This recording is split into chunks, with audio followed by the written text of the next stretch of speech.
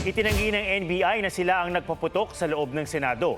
Ayon kay NBI Director Attorney Melvin Matibag, wala silang dineploy na tauhan nila sa Senado dahil wala naman daw utos na arestuhin si Senator Bato de la Rosa.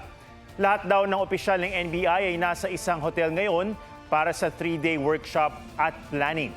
Sabi ni Matibag, nalaman lang nilang may nagpaputok sa Senado nang tawagan siya ni Senator Loren Legarda. Sinabihan daw siya ng senadora na i-pull out ang kanyang NBI agents na sinagot naman ni Matibag na wala silang tauhan doon.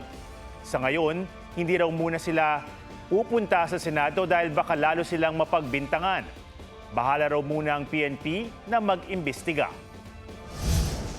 Kung formal po talaga na tulong at maayos na usapan, wala naman pong problema na kami mag-imbestiga. Pero sana po, yung pag-isipan kagad po yung aming ahensya na kami yung may kagagawan, hindi naman po yata makatarungan yon.